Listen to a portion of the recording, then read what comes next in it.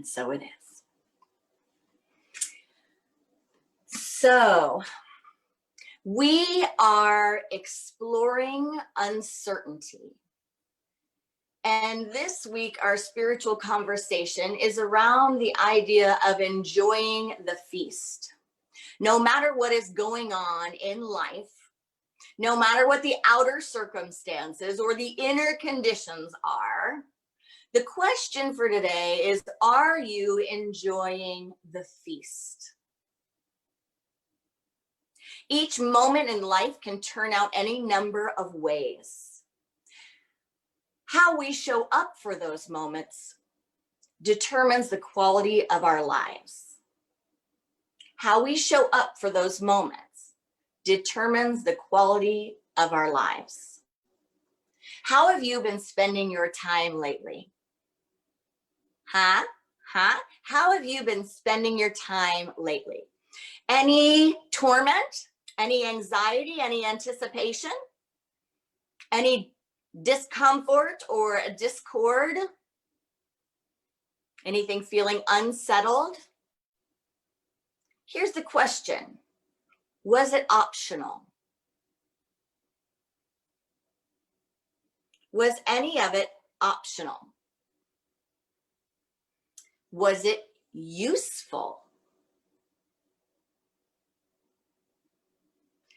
Did you engage your time with purpose? Were you on purpose? Because sometimes things can not be so useful and they can be optional, but they're on purpose because we claim them. We claim how we spend our time and we're choosing it, even if it's uncomfortable. Even if we're choosing to sit in anxiety, there may be a part of us, right, that has even, let's say, gotten a little addicted to a level of anxiety, addicted to a level of discord, addicted to a level of anticipation. Was it optional? Was it useful? Was it on purpose? And is there anything that we could do or have done in a moment of time with our time and our energy instead that we may have found more valuable? Just some questions to ponder. The one thing about time is that when it's over, it's over. The one thing about time is that when it's over, and it's gone. The author of Embracing Uncertainty, Susan Jeffers, she wrote this book in about 2003. And when she wrote about this idea of being in gratitude, of enjoying the feast, of treasuring the moments, she was busy writing the chapters of this book. And she got a couple of invitations from friends to spend time together. One was a regular, gathering that they would get together and nourish each other and have conversations.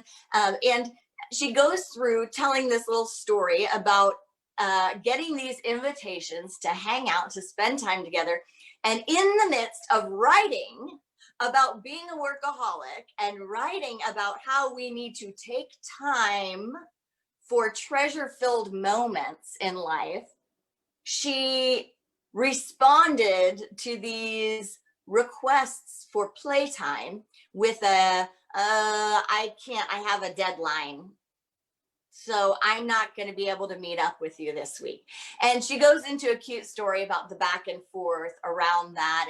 And one of the engagements she decides not to keep, and the other one she realizes, all right, let's get with the program here. I'm writing about not being a workaholic. I'm writing about cherishing our time. I'm writing about play. I'm writing about engaging your life and enjoying the feast. And here I am saying, wait, I have a deadline. I can't enjoy my life right now. I have to keep working. She probably didn't know that within 10 years of writing this book, she would be in her freedom form. She would have lifted off. Do you think that right before she took her last breath, do you think she was sitting there thinking about what she could have done to meet the deadline even earlier for her book? Or do you think that she was breathing into gratitude for all of the moments that she said yes to enjoying the feast, to enjoying life, to playing with others, to engaging? Maybe the book deadline had to be pushed back a week or two. If you think about it, think about how silly it is. At worst, keeping an hour or 2 hour or 4 hour engagement, if you're really looking at time management, at worst, you could argue it's going to push your deadline for your book back 4 hours. If you go on a 4 hour adventure, it's only going to add 4 hours. But that's not what the mind tells us, does it? The mind fills our thinking with all sorts of other ideas about work and about how we should spend our lives and how we should spend our time. There was one shift I was recently grateful for. When I had my little one, I remember the first year of doing taxes. And, with my job, you do a lot of itemizing, like a lot of little receipts, like this meetup to have coffee with someone, this lunch, this, that, this book, this 99-cent song that came out of my pocket rather than me charging it to my expense account. And so there is always this treacherous process. And if you are like me, you really try hard to put everything in one spot. But then when it comes time to tally everything up, you're going, wait, where that spot? And then that spot, like next month must have turned into that spot. And the next month it must have turned into that spot. And there are a lot of other details for my job and taxes that are very specific to the type of job I have. You have to calculate everything from man's allowance, and there are a lot of details. And it takes so much time, like a silly amount of time. And I remember the first year when I had my little one, I remember sitting there night after night up, like at a computer, like with my bloodshot eyes, just looking at numbers, going through, putting little check marks on receipts, seeing if I've got everything, then going through the credit card statements. Do I have every little thing? And knowing that the next day I was going to be so exhausted, I would hardly be able to enjoy her. I'd be, wanting to just take a nap and wanting to get to nap time as soon as I could. And it just became clear to me that this is not even worth it. Whatever kind of a deduction I can get, the amount, like I was getting mad. I mean, I'm going through the stuff, and you're not supposed to get mad when you're touching money, if your new thought. But I was getting mad, like, oh, there's another one. These ways to save money.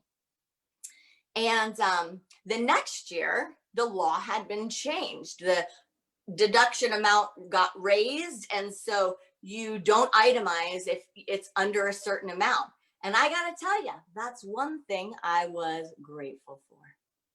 And I still am, because the next year, my accountant said, nope, you can't turn in all those receipts anymore. You can't take everything off your taxes anymore unless it's over this amount, which, it may have been, but if it was close, and it was close enough that I didn't care.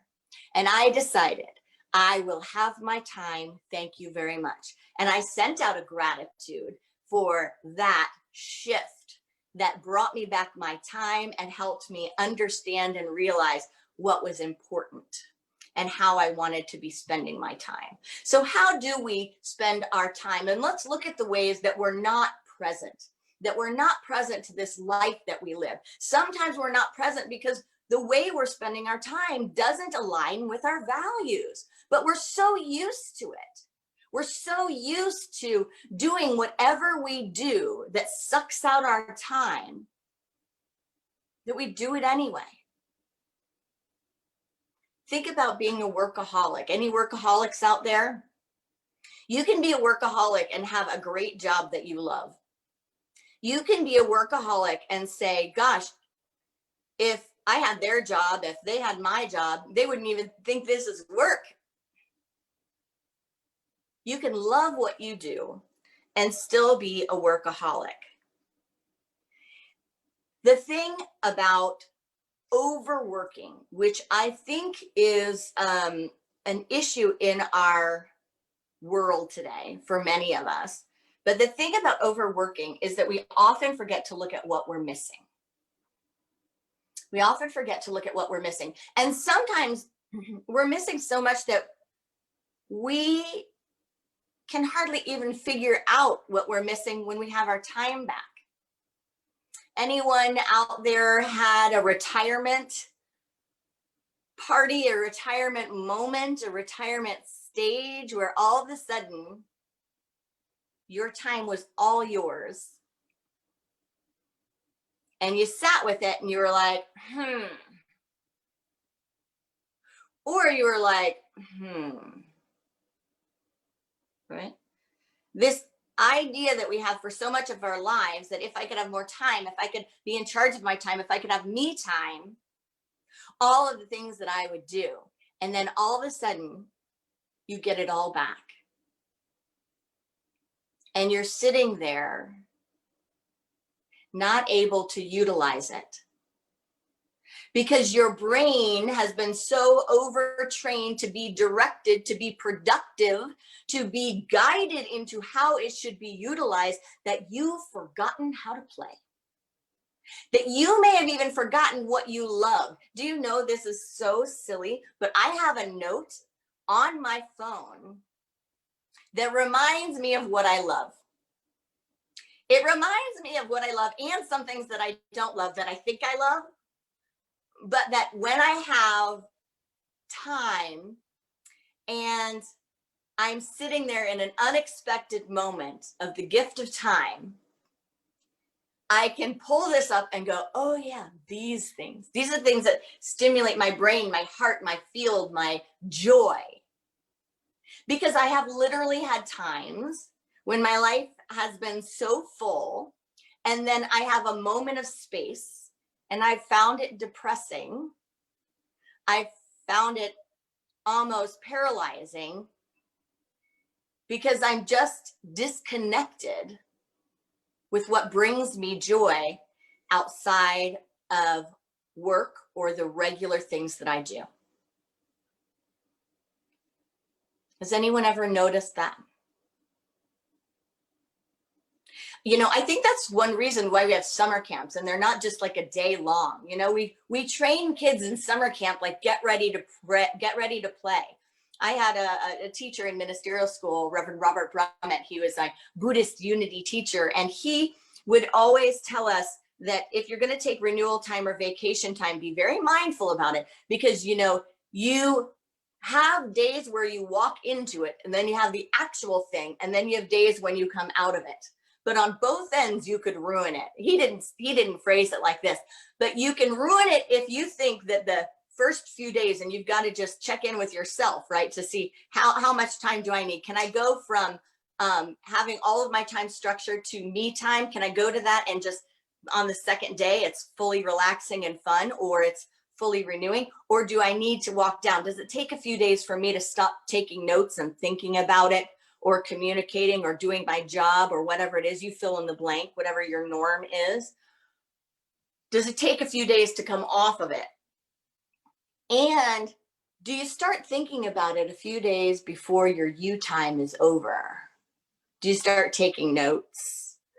Do you start planning? Do you start communicating, sending emails, getting ready to come out of it? Or do you come out of it on the day you come out of it, and then all of a sudden you have twice as much? So you work twice as hard right before, and then you work twice as hard when you come back, so that in the middle, you're just kind of like exhausted and supposed to be having a really good time. Totally drained, totally exhausted. Our minds are funny things. What are our habits and our patterns? How do we spend our time? How do we nourish our minds? Susan Jeffers says, overwork is a part of life, a part of a life-destroying syndrome. Overwork by definition is under joy. When we overwork, we under joy. So when we talk about overworking, we're talking about our structured time. So whatever it is that solidly structures your time, Get rid of the word work if you're having a hard time connecting with this conversation, and just say structured time, like what is required of me. That could be caring for someone. That could be being a caregiver for anyone. These structured moments of time, that could be being a partner that has to be very, very active in your home or in your life to support someone else. But can you put in less structured time? The people that I have seen that are the happiest in retirement are people that just love their unstructured time and are able to structure it with things of joy, with exploring new gifts, learning new instruments, going to play with friends, doing crafts, reading. Those are the people that I've seen dive into retirement like it's a job.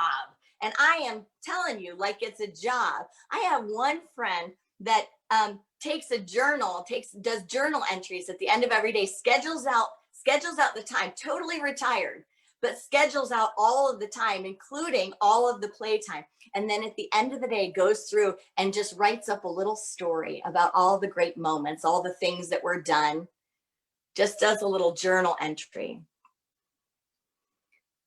Are we playing? Are we engaging our gifts? Are we enjoying nature? You know, I was thinking about this with the Industrial Revolution. It's funny because I read something quite some time back that was like a quote from someone long ago that said, we're going to have a challenge filling the work week. Like, it's going to be hard to make a large work week with the Industrial Revolution and with what technology is going to be doing to automate things. It's going to be hard for us to find 40 hours a week for everyone. You know, we're not going to have that much work. Not that we won't have that much pay. Well, you know, we could pay for whatever 40 hours a week pay would now be done in 20 hours a week or 10. But isn't it interesting how we as a collective consciousness, because we create this world, we create all these systems. There is no design that some God made that says you should have a 40-hour work week or a 36-hour work week, or you should work from the time you're 16 or 18 until you're 62 or 64 or whatever it is, right? There is no design in that. And this amount of time should be for work, and this amount of time should be for your weekends and for your families. There's no such creation. And so this idea from the Industrial Revolution was that if we're engaging in progress, what happened? What happened to the progress? Because the benefit wasn't passed on to the multitude.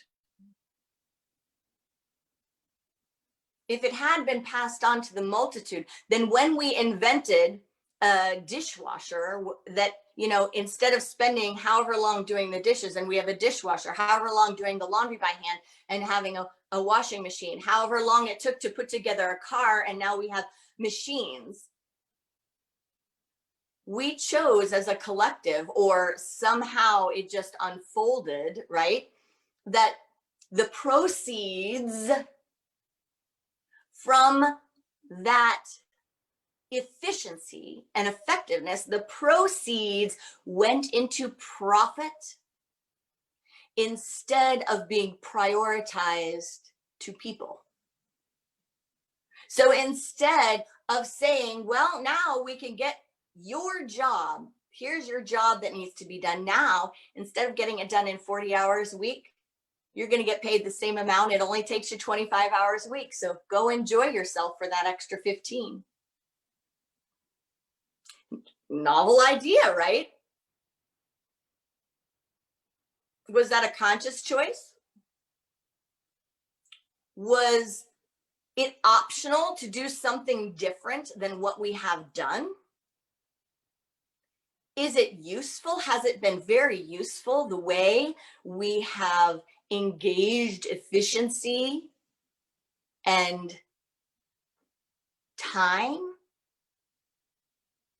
Or is there something else we could have done to prosper the human condition, to benefit humanity? We are conditioned to overwork, to overproduce, and to overprofit. But those are not the things that bring people joy, not anyone that I have gotten to know on a deep level. Everyone that I've gotten to know gets deep joy from a lot of other things in life: connection, consciousness, community, time, having a contented mind, a content heart, helping, serving, giving. This idea that we save our weekends for our partners or see our kids in the evening, what are we doing? Collectively, we're choosing this. Sometimes we choose something over and over and over so much, we forget we chose it in the first place. I remember being a kid and just feeling like there was so much time. And I definitely don't remember seeing my parents run around like crazy, like always just crazy with their time jam-packed, their time full. I remember, my dad playing bridge and poker with his friends from the statistics department at night. I remember both of my parents playing in a band. I remember going to contra dancing things at a barn with a whole bunch of people just dancing all night long, and kids running around, and bonfires and dogs. I remember hanging out with other people's families and just spending time. I remember long vacations and cousins. I remember having time. I remember playing. Overdoing is something that we do in general. Overworking is something that happens a lot. And don't exclude yourself if you say, but I'm retired, I don't have a job. That doesn't mean you're not working. Susan Jeffers even goes into the conversation of caring for our families, and watching your children, and saying you still need other time. You still need play time. We also do a lot of overthinking. That takes up a lot of time, overthinking. And how much of it is optional? How much of it is useful? And how much of it is on purpose? Optional, useful, on purpose. Do you believe that sometimes less is more? I recently chose to take a camping trip. Rather than check into the news constantly, I decided to engage in the beautiful weather and go camping and just breathe in the trees. And I had a wonderful adventure. And I remember walking through around the lake, through the woods with my little one, and all the leaves are just howling. And I told her that that's the leaves singing when the wind blows through them. And as we walked on the leaves, I think she may have asked me if it hurt them because they were crunching a lot. And I said, oh no, they're laughing because our toes are tickling them. So as we are tickling those leaves, they're all giggling, they're all laughing. And there we are, just going down the trail, laughing that we're tickling the leaves with our feet. The practice in life that allows me to remember, that allows me to embrace every challenge, is gratitude. Andy Anderson said that. The practice that allows me to embrace every challenge is gratitude. Joe Vitale said, if you can be in this moment and be grateful for this moment attracts other moments of equal or greater power and magnitude. So one of the funny things that happened when I was camping is there was a moment that I had to use the restroom, and you know where the restroom is when you're camping. And so my little one was sleeping in the tent, and I got out to use the restroom. And as I'm there using the restroom, not too far from the tent, I had a thought that came to my mind, this overthinking mind that we all had. And the thought came from my childhood. not the part of my childhood where we engaged in a lot of play, but the part of my childhood where there wasn't a ton of monitoring of what we were watching on television.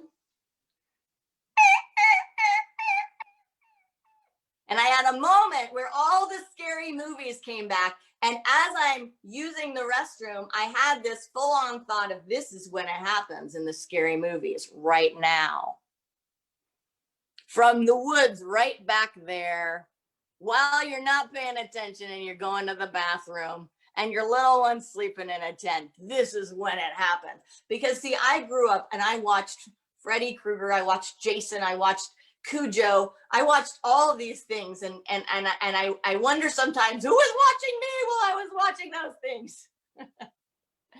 But I had to do a lot of training to overcome this. So one thing that happened while I was doing it, luckily this was just a light thought in my mind, and it was like, oh yeah, there's that self in me that does that overthinks and brings that back. But you know, it was like 2 seconds before, just a deep breath and knowing where I am, and I'm with the Mother Earth, and I'm with the beauty of nature, and only really good people would come camping this week. No, just kidding. But it dissipated in just a moment. So it did not capture me at all. But I spent a lot of years having that type of thinking capture me, having it turn down the lights and bring darkness and create a cage that was very uncomfortable to live in. And it took retraining my mind. It took taking all of those things, all the scary movies out, right? And putting in what I wanted to have. Taking everything out that was training my mind to overthink in an unhelpful and unhealthy and unthought-filled way. And to put in place things of beauty, things of love, things of truth. There is an idea with mindfulness of mind like water. Mind like water. And it's this concept that we can strive to make our minds smooth like water, to have a calm surface to the water, so that when, say, a rock is thrown in to the water, you can see the ripples, you can see the effects, and you can go to the water and you can trace it back to see where the disturbance was. To see where the rock went in, where the discord was, where the disturbance was, so that you can become aware, so that you can become more mindful. But many of our minds are muddled. Many of our minds are like that snow globe that's just shaking, but it's shaking all of the time. Many of our minds are like a pond with 50 kids around it, just pelting rocks in left and right. So we couldn't trace one if we tried. Can we create mind like water? Smooth. So that when a thought like mine comes to mind, which it did a long time ago, and you can trace it back, you can say, what am I going to do about this? So that I can create something else. So the next time that happens, you know, you can work on it, you can shift. How do you keep your mind? How do you keep your mind? And can you trace the rock? Is the water muddled? Is it settled? Is it clear? This is an important question. It's a key question because it frames how we spend our lives. In New Thought, we focus on understanding that where we put our energy makes a difference. Susan Jeffers said the experience of life reflects what we pay attention to. And we know that. That's one of our New Thought practices.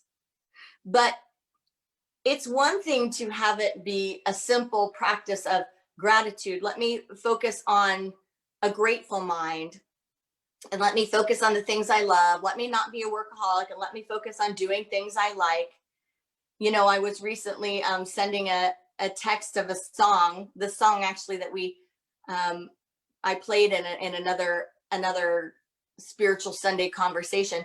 And I was texting that song to the music team, just kind of giving a little love to our regular Sunday music team. And it was just, all these texts have been going back and forth since then, just these texts of appreciation, these texts of anticipation and being grateful for the time that we've had and what we've created and how it feels to sing together and to play together, what that does for our lives. Susan Jeffers said, you just have to look around at your life to see that we're given so much but appreciate so little. You just have to look around at your life to see that we are given so much but appreciate so little. She also said that sometimes, as good as life gets, most of us are still oblivious to the blessings. Part of our oblivion is the muddled mind. We need to have a calm mind to be able to even find the things and engage the things that give us joy, that help us co-create a world that works for all, that help us not repeat old patterns because someone gave them to us, or we were born into a specific country, or whatever it is, you fill in the blank, that you just think those are the only options because that's all you've seen. For some reason, I just keep getting visions of like very, very elderly people doing yoga and starting yoga. Have you seen elderly people doing yoga? It's incredible. It's incredible. And some start having not even done it their whole lives. New adventures can happen every day. If you've never picked up an instrument or a paintbrush, you could have a gift just sitting there waiting. If you've never gone on a camping trip, you could have a gift just sitting there waiting that you never knew was there for you. And you could have something that's hurting you, that's harming you, that's keeping you caged, that you didn't realize was optional, was not useful, and that if you were on purpose, you would shift the thinking around it. I was supporting a beloved the other day who said to me, I'm just not good at life. I'm just not good at life.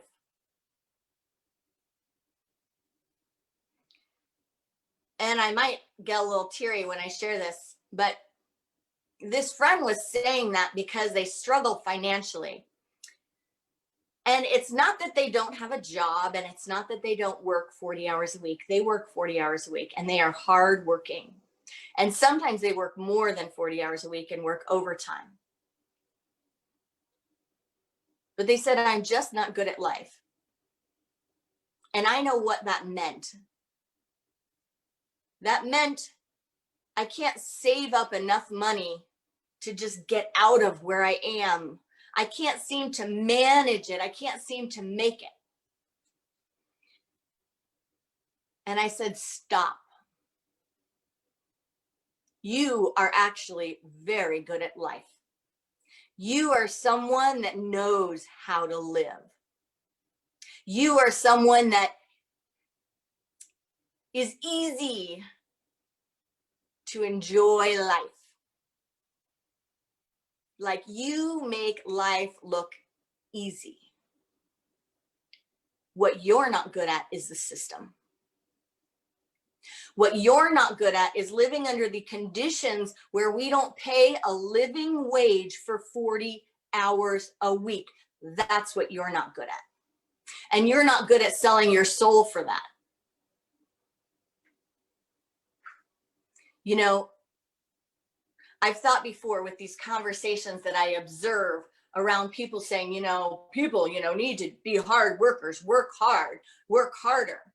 you know? And a lot of times that comes from people who make a lot of money, who don't even know what they make per hour because it's not an hourly wage. And I do sometimes think to myself, how hard would you work if it's for $3 an hour and tips? How hard would you work if you live in, let me see, Louisiana or Wyoming, where the minimum wage is $5.15 an hour? How hard would you work for 40 hours at the door, greeting people at Walmart, standing on your feet, no matter what the condition of them is, for 40 hours a week? How hard would you work making $3 to $12 an hour, or with the federal minimum wage of $7.25 an hour? Or if you lived in a state where there was no minimum wage, like Alabama, Tennessee, Mississippi, South Carolina, or Louisiana, how hard would you work?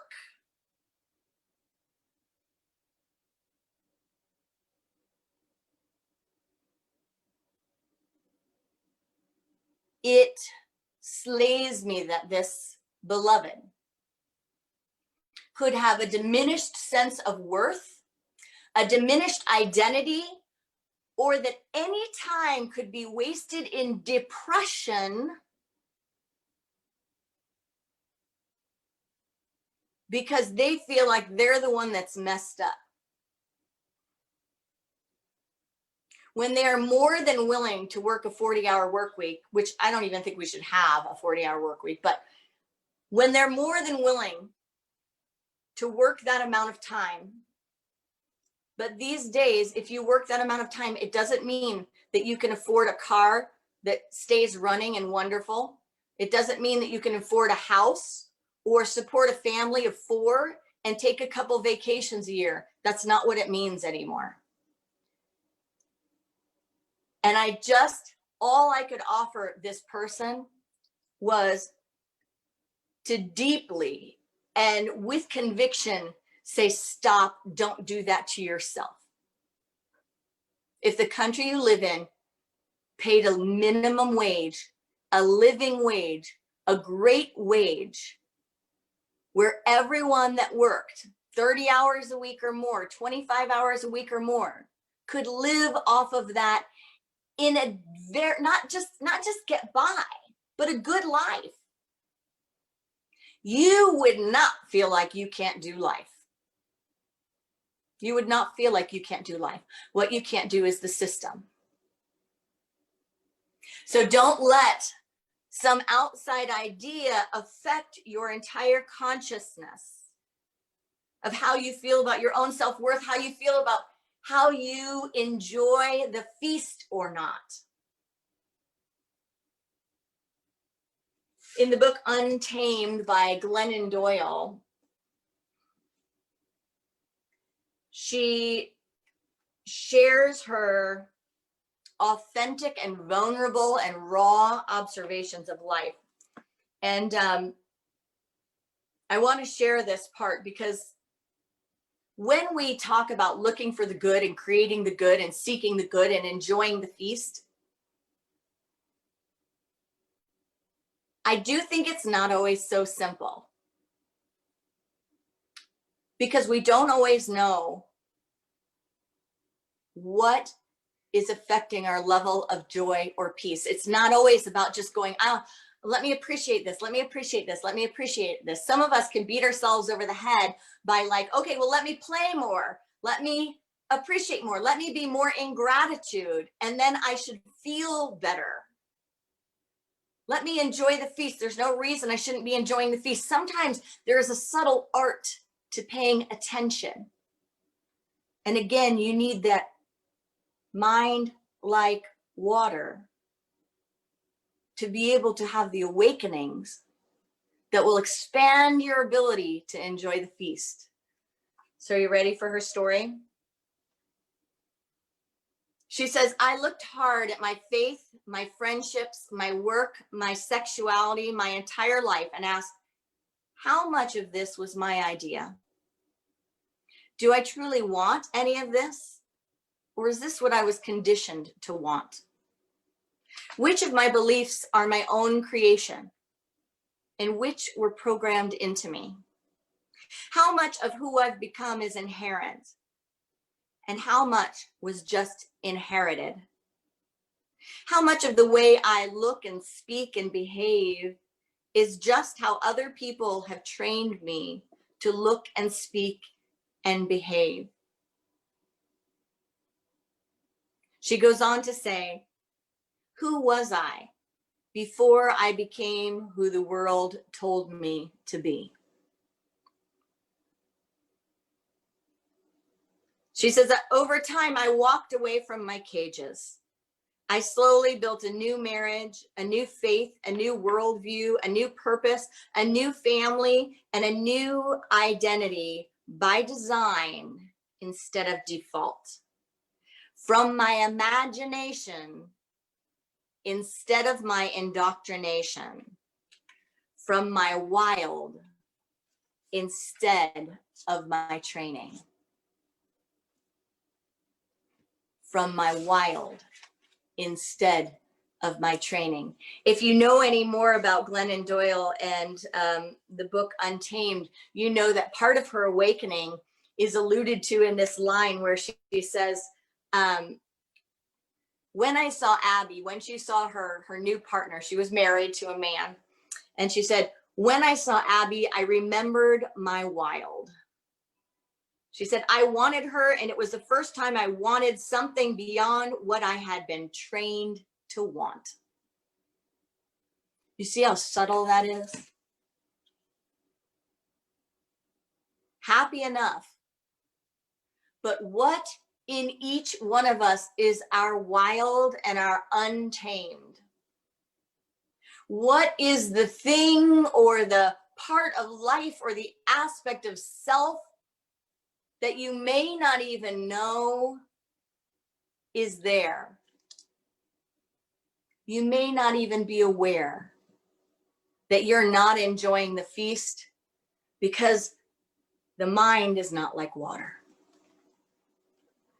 So let's make the mind like water, so that when there's a disturbance, we notice it, we see it, we can trace it and uncover it, so we can live the lives that we came here to live, so that we can enjoy the feast that is always available and everywhere present, and so that we can co-create a world that works for all.